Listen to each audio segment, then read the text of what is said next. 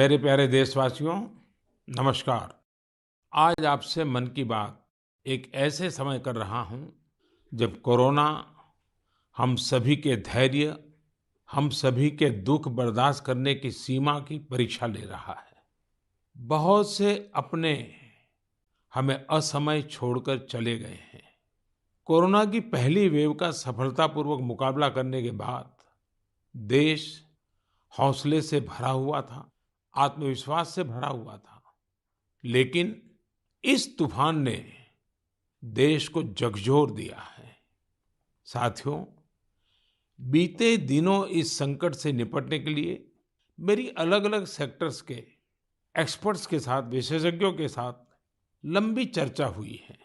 हमारी pharma industry के लोग हों, वैक्सीन मैन्युफैक्चरर्स हों, ऑक्सीजन के प्रोडक्शन से जुड़े लोग हों या फिर मेडिकल फील्ड के जानकार, उन्होंने अपने महत्वपूर्ण सुझाव सरकार को दिए हैं। इस समय हमें इस लड़ाई को जीतने के लिए एक्सपर्ट्स और वैज्ञानिक सलाह को प्राथमिकता देनी है। राज्य सरकार के प्रयत्नों को आगे बढ़ाने में भारत सरकार पूरी शक्ति से जुटी हुई है। राज्य सरकारें भी अपना दायित्व निभाने की पूरी कोशिश कर रही हैं। साथियों, कोरोना के खिलाफ इस समय बहुत बड़ी लड़ाई देश के डॉक्टर और हेल्थ वर्कर्स लड़ रहे हैं। पिछले एक साल में उन्हें इस बीमारी को लेकर हर तरह के अनुभव भी हुए हैं। हमारे साथ इस समय मुंबई से प्रसिद्ध डॉक्टर शशांक जोशी जी जुड़ रहे हैं। डॉक्टर शशांक जी को कोरोना के इलाज और इससे जुड़ी रिसर्च का बहुत जमीनी अनुभव है। वो इंडियन कॉलेज ऑफ फिजिशियंस के डीन भी रह चुके हैं। आइए बात करते हैं डॉक्टर शशांक से। नमस्कार डॉक्टर शशांक जी। नमस्कार सर। अभी कुछ दिन पहले ही मुझे आपसे बात करने का अवसर मिला था। आपके विचारों की स्पष्टता मुझे बहुत अच्छी लगी थी। मुझे लगा देश के सभी नागरिकों को आपके विचार जानने चाहिए। जो बातें सुनने में आती है उसी को मैं एक सवाल के रूप में आपके सामने प्रस्तुत करता हूँ। डॉक्टर शशांक, आप लोग इस समय दिन रात जीवन रक्षा के काम में लगे हुए हैं। सबसे पहले तो मैं चाहूंगा कि आप सेकंड वेव के बारे में लोगों को बताएं। मेडिकली ये कैसे अलग है और क्या-क्या सावधानी जरूरी है? धन्यवाद सर। ये जो दूसरी बाढ़ आई है ये तेजी से आई है। तो जितनी पहली बाढ़ थी उससे ये वायरस ज़्यादा तेज चल रहा है। लेकिन अच्छी बात यह है कि उससे ज़्यादा रफ्तार से रिकवरी भी है और मृत्यु दर काफ़ी कम है। इसमें 2-3 फर्क है। पहली तो ये युवाओं में और बच्चों में भी थोड़ा दिखाई दे रहा है। उसके जो लक्षण हैं, पहले जैसे लक्षण थे, सांस चढ़ना, सूखा खांसी आना, बुखार आना, ये तो सब है ही, पर उसके साथ थोड़ा गंध जाना, स्वाद चला जाना, ये भी है। और लोग थोड़े भयभीत हुए। भयभीत होने की बिल्कुल ज़रूरत नहीं है। 80-90% लोगों में इसमें कोई भी लक्षण नहीं दिखाई देते हैं। ये म्यूटेशन जो बोलते हैं, घबराने की बात नहीं है। ये म्यूटेशन होते रहते हैं। जैसे हम कपड़े बदलते हैं वैसे वायरस भी अपना रंग बदल रहा है और इसलिए बिल्कुल डरने की बात नहीं है। और ये वेव को हम पाल कर देंगे। वेव आती जाती है और ये वायरस आते जाते रहता है। तो यही अलग अलग लक्षण हैं और मेडिकली हमको सतर्क रहना चाहिए। एक 14 से 21 दिन का ये कोविड का टाइम टेबल है। इसमें वैद्यकीय सलाह लेना चाहिए। डॉक्टर शशांक, मेरे लिए भी आपने जो एनालिसिस बताया बड़ा इंटरेस्टिंग है। मुझे कई चिट्ठियां मिली हैं जिसमें ट्रीटमेंट के बारे में भी लोगों की बहुत सी आशंकाएं हैं। कुछ दवाओं की मांग बहुत ज्यादा है। इसलिए मैं चाहता हूं कि कोविड के ट्रीटमेंट के बारे में भी आप लोगों को जरूर बताएं। हाँ सर, क्लिनिकल ट्रीटमेंट लोग बहुत देरी से चालू करते हैं और अपने आप बीमारी से दब जाएंगी ये भरोसे पे रहते हैं और मोबाइल पे आने वाली बातों पे भरोसा रखते हैं। और अगर सरकारी दी हुई सूचना का पालन करे तो ये कठिनाई का सामना नहीं आता है। तो कोविड में जो ट्रीटमेंट क्लिनिकल प्रोटोकॉल है उसमें 3 प्रकार की तीव्रता है। हल्का या माइल्ड कोविड, मध्यम या मॉडरेट कोविड और तीव्र कोविड जो सीवियर कोविड बोलते हैं इसके लिए है। तो जो हल्का कोविड है उसके लिए तो हम ऑक्सीजन का मॉनिटरिंग करते हैं, पल्स का मॉनिटरिंग करते हैं, बुखार का मॉनिटरिंग करते हैं। बुखार बढ़ जाता है तो कभी कभी पैरासीटामोल जैसी दवाई का इस्तेमाल करते हैं और अपने डॉक्टर से संपर्क करना चाहिए। जो मॉडरेट कोविड होता है, मध्यम कोविड होता है या तीव्र कोविड होता है, तो वैद्य के अपने डॉक्टर के साथ संपर्क करना बहुत जरूरी है। सही और सस्ती दवाई अवेलेबल है जिसमें स्टीरॉयड जो है ये जान बचा सकती है, जो इनहेलर्स दे सकते हैं हम, टैबलेट दे सकते हैं हम, और उसके साथ ही प्राणवायु जो ऑक्सीजन है वो देना पड़ता है, और इसके लिए छोटे छोटे इलाज है। लेकिन अक्सर क्या हो रहा है कि एक नई एक्सपेरिमेंटल दवाई है जिसका नाम है रेमडेसिविर। ये दवाई से एक चीज़ जरूर होती है कि अस्पताल में 2-3 दिन कम रहना पड़ता है और क्लिनिकल रिकवरी में थोड़ी सी उसकी एड होती है। ये भी दवाई कम काम करती है जब पहले 9-10 दिन में दी जाती है, और ये 5 ही दिन लेनी पड़ती है। तो ये लोग जो दौड़ रहे हैं रेमडेसिविर के पीछे, ये बिल्कुल दौड़ना नहीं चाहिए। ये दवाई की थोड़ा काम है, जिनको ऑक्सीजन लगता है, प्राणवायु ऑक्सीजन लगता है, जो अस्पताल में भर्ती होते हैं और डॉक्टर जब बताते तभी लेना चाहिए। तो ये बहुत ज़रूरी है सब लोगों को समझना। हम प्राणायाम करेंगे, हमारे शरीर के जो लंग्स है उसको थोड़ा एक्सपांड करेंगे, और जो हमारी खून पतली करने वाली जो इंजेक्शन आती है जिसको हम हिपैरिन बोलते हैं, ये छोटी छोटी दवाइयाँ देंगे तो 98% लोग सर ठीक हो जाते हैं। तो पॉजिटिव रहना बहुत ज़रूरी है। ट्रीटमेंट प्रोटोकॉल वैद्य के सलाह से लेना बहुत ज़रूरी है, और ये जो महंगी महंगी दवाई है उसके पीछे दौड़ने की कोई ज़रूरत नहीं है सर। अपने पास अच्छे इलाज चालू है, प्राणवायु ऑक्सीजन है, वेंटिलेटर की भी सुविधा है, सब कुछ है सर। और कभी कभी ये दवाई यदि मिल जाती है तो योग्य लोगों में ही देनी चाहिए। तो इसके लिए बहुत भ्रम पैदा हुआ है, और इसलिए ये स्पष्टीकरण देना चाहता हूँ सर कि अपने पास वर्ल्ड की सबसे बेस्ट ट्रीटमेंट अवेलेबल है। आप देखेंगे कि भारत में सबसे अच्छा रिकवरी रेट है। आप यदि कंपेयर करेंगे यूरोप के लिए, अमेरिका, वहीं से भी हमारे यहाँ के ट्रीटमेंट प्रोटोकॉल से मरीज ठीक हो रहे हैं सर। डॉक्टर शशांक, आपका बहुत बहुत धन्यवाद। डॉक्टर शशांक ने जो जानकारियां हमें दी वो बहुत जरूरी हैं और हम सबके काम आएगी। साथियों, मैं आप सबसे आग्रह करता हूं, आपको अगर कोई भी जानकारी चाहिए हो, कोई और आशंका हो, तो सही सोर्स से ही जानकारी लें। आपकी जो फैमिली डॉक्टर हो, आसपास के जो डॉक्टर्स हो, आप उनसे फोन से संपर्क करके सलाह लीजिए। मैं देख रहा हूं कि हमारे बहुत से डॉक्टर खुद भी ये जिम्मेदारी उठा रहे हैं। कई डॉक्टर्स सोशल मीडिया के जरिए लोगों को जानकारी दे रहे हैं, फोन पर, व्हाट्सएप पर भी काउंसलिंग कर रहे हैं। कई हॉस्पिटल की वेबसाइटें हैं जहां जानकारियां भी उपलब्ध हैं, और वहां आप डॉक्टर से परामर्श भी ले सकते हैं। ये बहुत सराहनीय है। मेरे साथ श्रीनगर से डॉक्टर नावीद नजीर शाह जुड़ रहे हैं। डॉक्टर नावीद श्रीनगर के गवर्नमेंट मेडिकल कॉलेज में प्रोफेसर हैं। नावीद जी अपनी देखरेख में अनेकों कोरोना पेशेंट्स को ठीक कर चुके हैं, और रमजान के इस पवित्र माह में डॉक्टर नावीद अपना कार्य भी निभा रहे हैं, और उन्होंने हमसे बातचीत के लिए समय भी निकाला है। आइए उन्हीं से बात करते हैं। नावीद जी, नमस्कार। नमस्कार सर। डॉक्टर नावीद, मन की बात के हमारे श्रोताओं ने इस मुश्किल समय में पैनिक मैनेजमेंट का सवाल उठाया है। आप अपने अनुभव से उन्हें क्या जवाब देंगे? देखिए, जब कोरोना शुरू हुआ तो कश्मीर में जो सबसे पहला हॉस्पिटल डिजिग्नेट हुआ एज कोविड हॉस्पिटल वो हमारा सीडी हॉस्पिटल था, जो मेडिकल कॉलेज के अंडर में आता है। तो उस टाइम एक खौफ का माहौल था, लोगों में तो था ही। वो समझते थे शायद कोविड का इन्फेक्शन किसी को हो जाता है तो एक डेथ सेंटेंस माना जाएगा ये। और ऐसे ही जो हमारे अस्पतालों में डॉक्टर साहिबान या पैरामेडिकल स्टाफ काम करते थे, उनमें भी एक खौफ का माहौल था कि हम इन पेशेंट्स को कैसे फेस करेंगे, हमें इन्फेक्शन होने का खतरा तो नहीं है। लेकिन जो ही टाइम गुजरा, हमने भी देखा कि अगर पूरी तरीके से हम जो प्रोटेक्टिव गियर पहने और एहतियाती तदाबीर जो है उन पे अमल करें, तो हम भी सेफ रह सकते हैं और हमारा जो बाकी स्टाफ है वो भी सेफ रह सकता है। और आगे आगे जब भी हम देखते गए तो ये मरीज, जो कुछ लोग बीमार थे, कुछ एसिम्प्टोमेटिक थे, यानी कि उनमें कोई बीमारी के कोई लक्षण नहीं थे, हमने देखा कि करीब करीब 90-95% से ज्यादा जो मरीज हैं वो खुद विदाउट एनी मेडिकेशन भी ठीक हो जाते हैं। तो वक्त जैसे गुजरता गया तो लोगों में जो कोरोना का एक डर था वो बहुत कम हो गया।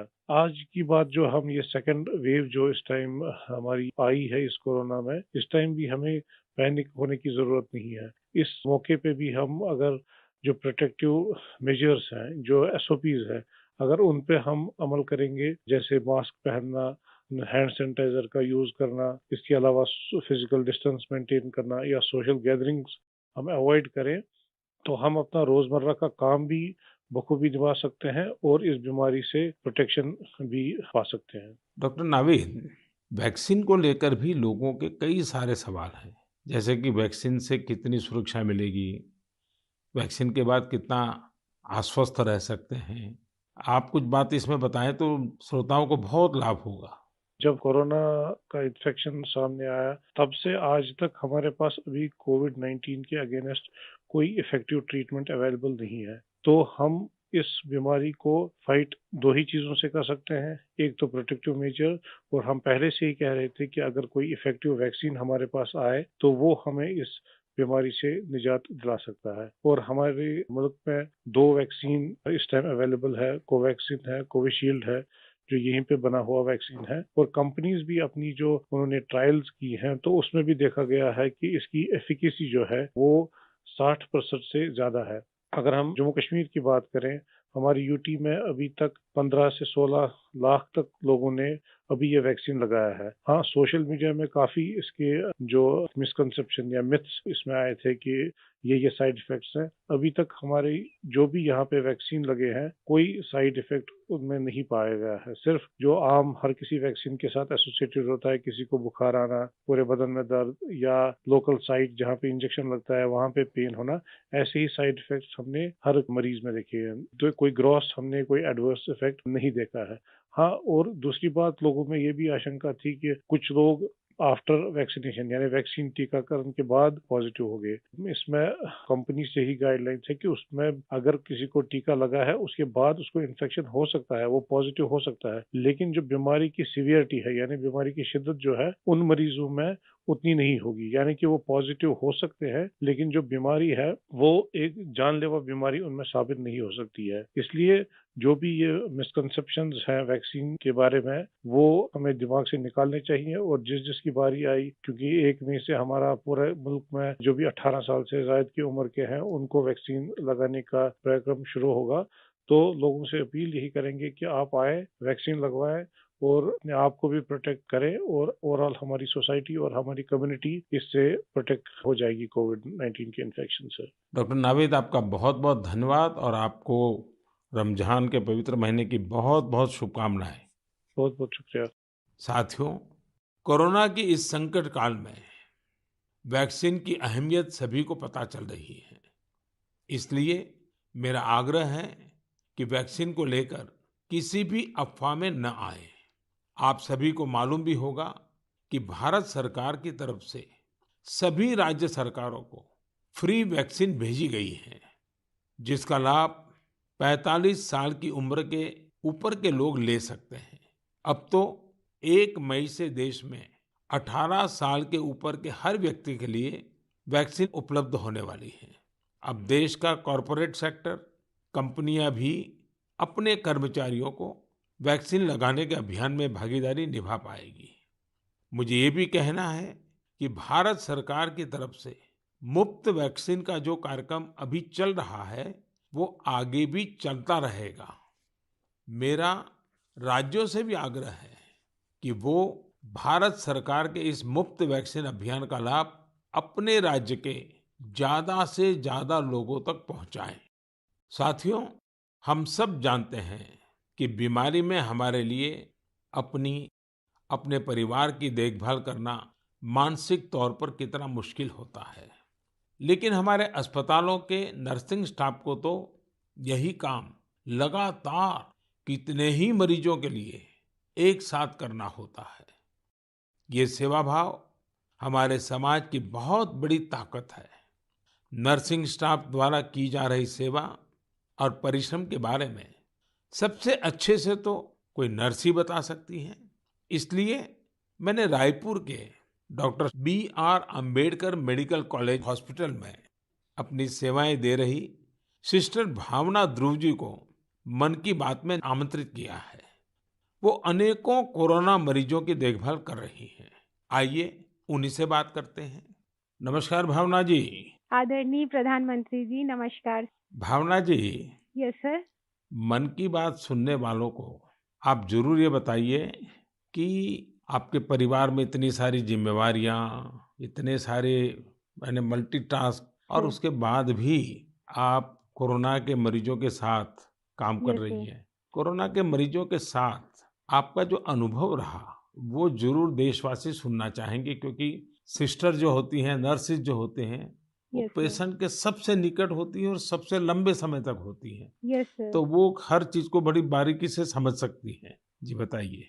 जी सर, मेरा टोटल एक्सपीरियंस कोविड में सर 2 मंथ का है सर। हम 14 डेज़ ड्यूटी करते हैं और 14 डेज़ के बाद हमें रेस्ट दिया जाता है। फिर 2 महीने बाद हमारा ये कोविड ड्यूटी रिपीट होता है सर। जब सबसे पहले मेरी कोविड ड्यूटी लगी, तो सबसे पहले मैं अपने फैमिली मेंबर्स को ये कोविड ड्यूटी की बात शेयर करी। ये मई की बात है और मैं ये जैसे ही मैंने शेयर किया, सबके सब डर गए, घबरा गए मुझसे। कहने लगे कि बेटा ठीक से काम करना। एक इमोशनल सिचुएशन था सर बीच में, जब मेरी बेटी मुझसे पूछी, मम्मा आप कोविड ड्यूटी जा रहे हो?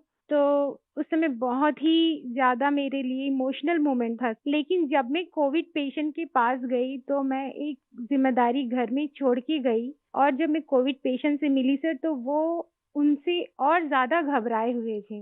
कोविड के नाम से सारे पेशेंट इतना डरे हुए थे सर कि उनको समझ में ही नहीं आ रहा था कि उनके साथ क्या हो रहा है, हम आगे क्या करेंगे।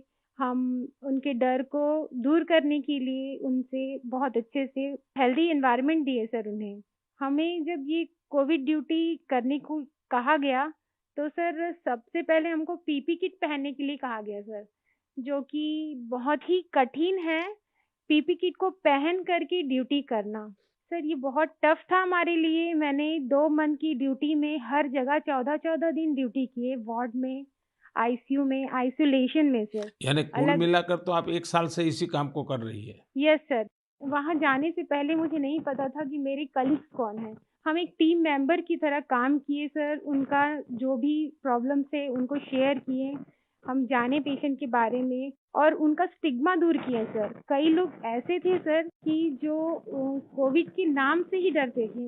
वो सारे सिम्पटम्स उनमें आते थे जब हम हिस्ट्री लेते थे उनसे, लेकिन वो डर के कारण वो अपना टेस्ट नहीं करवा पाते थे। तो हम उनको समझाते थे और सर जब सिवियरिटी बढ़ जाती थी, तब उनका लंग्स ऑलरेडी इन्फेक्टेड हो चुका रहता था, तब उनको आईसीयू की ज़रूरत रहती थी, तब वो आते थे और साथ में उनकी पूरी फैमिली आती थी। तो ऐसा 1-2 केस हमने देखा सर। और ऐसा भी नहीं कि हर एक एज ग्रुप के साथ काम किया सर हमने, जिसमें छोटे बच्चे थे, महिला, पुरुष, बुजुर्ग, सारे तरह के पेशेंट थे सर। उन सबसे हमने बात करी तो सबने कहा कि हम डर की वजह से नहीं आ पाए। सबका यही हमें आंसर मिला सर। तो हम उनको समझाएं सर कि डर कुछ नहीं होता है, आप हमारा साथ दीजिए, हम आपका साथ देंगे। बस आप जो भी प्रोटोकॉल्स है उसे फॉलो कीजिए। बस हम इतना उनसे कर पाए सर। भावना जी, मुझे बहुत अच्छा लगा आपसे बात कर के। आपने काफ़ी अच्छी जानकारियाँ दी हैं, अपने स्वयं के अनुभव से दी हैं। जी तो सर। ज़रूर देशवासियों को इससे एक पॉजिटिविटी का मैसेज जाएगा। आपका बहुत-बहुत धन्यवाद Bhavana ji. Thank you so much sir, thank you so much. Jai Hind sir. जय हिंद। भावना जी और नर्सिंग स्टाफ के आप जैसे हजारों लाखों भाई-बहन बखूबी अपना कर्तव्य निभा रहे हैं। ये हम सभी के लिए बहुत बड़ी प्रेरणा है। आप अपने स्वास्थ्य पर भी खूब ध्यान दीजिए, अपने परिवार का भी ध्यान रखिए। साथियों, हमारे साथ इस समय बेंगलुरु से सिस्टर सुरेखा जी भी जुड़ी हुई है। सुरेखा जी केसी जनरल हॉस्पिटल में सीनियर नर्सिंग ऑफिसर हैं। आइए उनके अनुभव भी जानते हैं। नमस्ते Surekha ji. I'm really proud and honored, sir, to speak to Prime Minister of our country. Surekha ji, you along with all fellow nurses and hospital staff are doing excellent work. India is thankful to you all. What is your message for the citizens in this fight against COVID-19? Yes, sir. Being a responsible citizens, I would really like to tell something like, please be humble to your neighbors. And early testing and proper tracking help us to reduce the mortality rate. And moreover, please, if you find any symptoms, isolate yourself and consult nearby doctors and get treated as early as possible. So community need to know awareness about this disease and be positive, don't be panic and don't be stressed out. It worsen the condition of the patient. We are thankful to our government, proud to have a vaccine also. I'm already vaccinated. With my own experience, I wanted to tell the citizens of India, no vaccines provides 100% protections immediately. It takes time to build a immunity. Please don't be scared to get vaccinated. Please vaccinate yourself. There is a minimal side effects, and I want to deliver the message like stay at home, stay healthy, avoid contact with the people who are sick, and avoid touching the nose, eyes and mouth unnecessarily. Please practice physical distancing, wear mask properly, wash your hands regularly, and home remedies you can practice in the house. Please drink Ayurvedic Kada, take steam inhalation and mouth gargling every day, and breathing exercise so you can do it. And one more thing, last and not least, please have a sympathy towards frontline workers and professionals. We need your support and cooperation. We will fight together. We will get through with the pandemic. This is what my message to the people, sir. Thank you Surekha ji. Thank you, sir. Surekha ji, वाकई आप बहुत कठिन समय में मोर्चा संभाले हुए हैं। आप अपना ध्यान रखिए। आपके परिवार को भी मेरी बहुत बहुत शुभकामनाएं हैं। मैं देश के लोगों से भी आग्रह करूंगा कि जैसा भावना जी, सुरेखा जी ने अपने अनुभव से बताया है, कोरोना से लड़ने के लिए पॉजिटिव स्पिरिट बहुत ज्यादा जरूरी है और देशवासियों को इसे बनाए रखना है। साथियों, डॉक्टर्स और नर्सिंग स्टाफ के साथ साथ इस समय लैब टेक्नीशियंस और एम्बुलेंस ड्राइवर्स जैसे फ्रंटलाइन वर्कर्स भी भगवान की तरह ही काम कर रहे हैं। जब कोई एम्बुलेंस किसी मरीज तक पहुंचती है तो उन्हें एम्बुलेंस ड्राइवर देवदूत जैसा ही लगता है।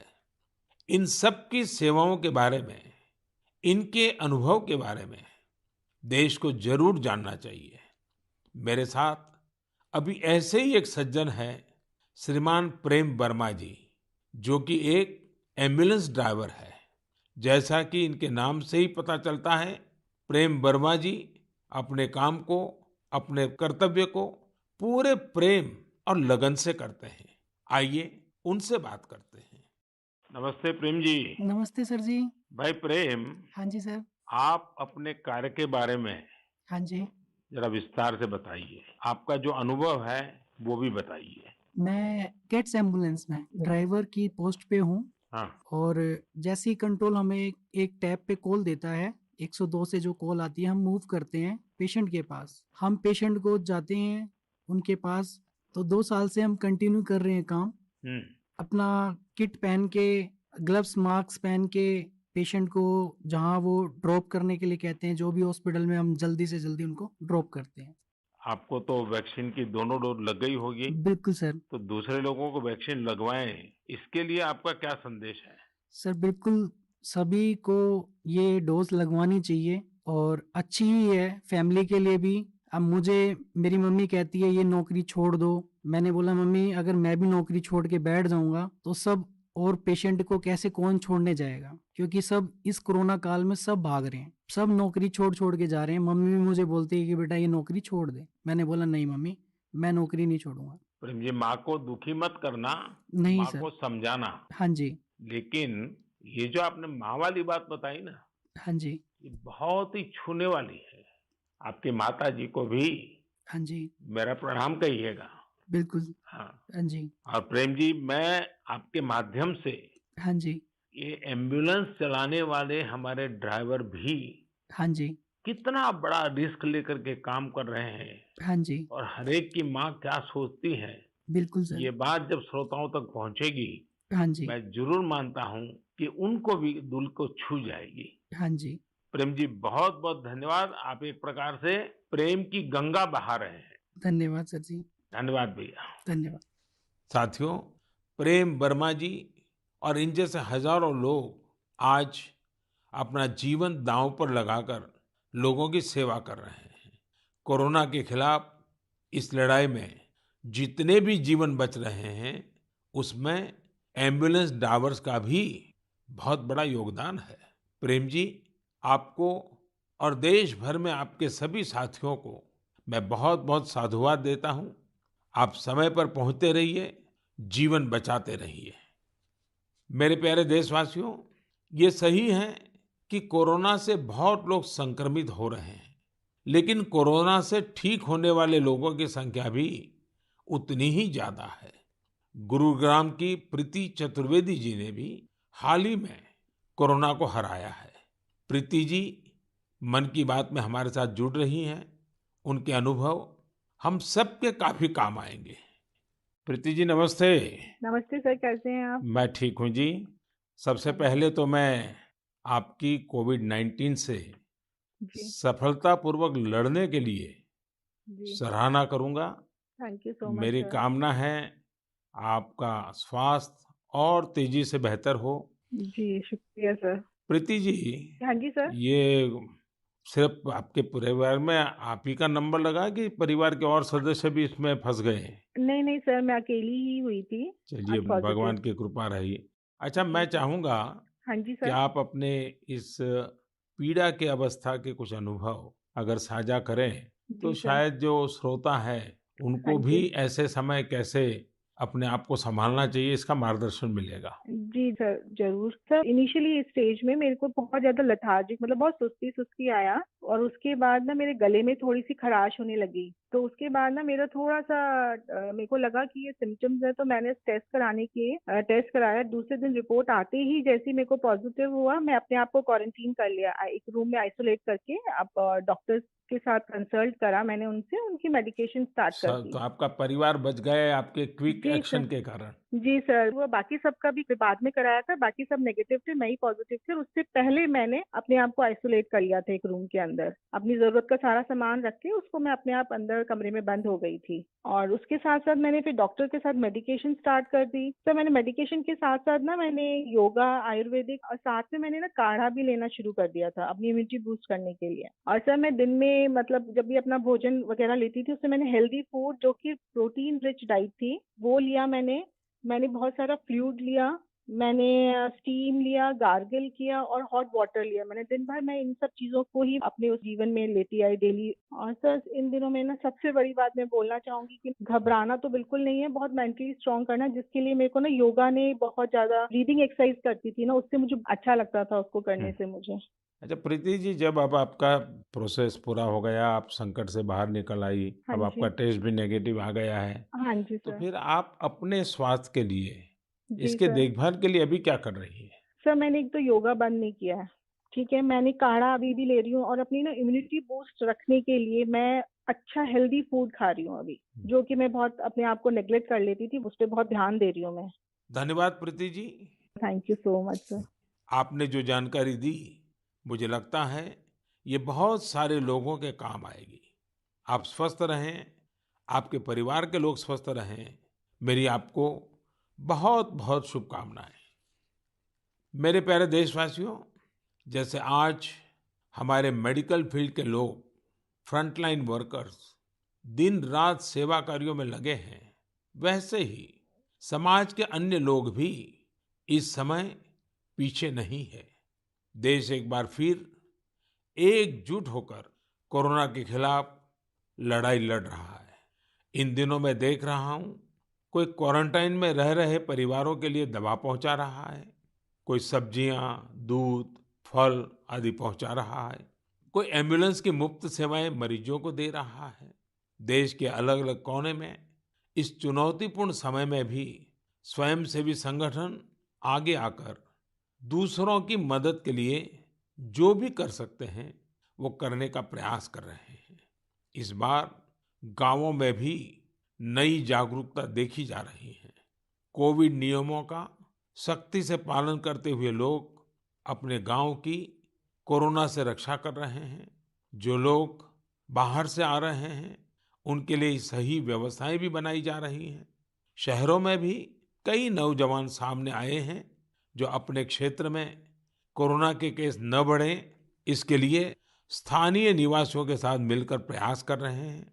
यानी एक तरफ देश दिन रात अस्पतालों, वेंटिलेटर्स और दवाइयों के लिए काम कर रहा है, तो दूसरी ओर देशवासी भी जी जान से कोरोना की चुनौती का मुकाबला कर रहे हैं। ये भावना हमें कितनी ताकत देती है, कितना विश्वास देती है। ये जो भी प्रयास हो रहे हैं, समाज की बहुत बड़ी सेवा है। ये समाज की शक्ति बढ़ाते हैं। मेरे प्यारे देशवासियों, आज मन की बात की पूरी चर्चा को हमने कोरोना महामारी पर ही रखा, क्योंकि आज हमारी सबसे बड़ी प्राथमिकता है इस बीमारी को हराना। आज भगवान महावीर जयंती भी है। इस अवसर पर मैं सभी देशवासियों को शुभकामनाएं देता हूँ। भगवान महावीर के संदेश हमें तप और आत्म संयम की प्रेरणा देते हैं। अभी रमजान का पवित्र महीना भी चल रहा है। आगे बुद्ध पूर्णिमा भी है। गुरु तेग बहादुर जी का 400वां प्रकाश पर्व भी है। एक महत्वपूर्ण दिन पोचिशे बोईशाख टैगोर जयंती का है। ये सभी हमें प्रेरणा देते हैं अपने कर्तव्य को निभाने की। एक नागरिक के तौर पर हम अपने जीवन में जितनी कुशलता से अपने कर्तव्यों को निभाएंगे, संकट से मुक्त होकर भविष्य के रास्ते पर उतनी ही तेजी से आगे बढ़ेंगे। इसी कामना के साथ मैं आप सभी से एक बार फिर आग्रह करता हूं कि वैक्सीन हम सबको लगवाना है और पूरी सावधानी भी रखनी है। दवाई भी, कड़ाई भी, इस मंत्र को कभी भी नहीं भूलना है। हम जल्द ही साथ मिलकर इस आपदा से बाहर आएंगे। इसी विश्वास के साथ आप सभी का बहुत बहुत धन्यवाद। नमस्कार।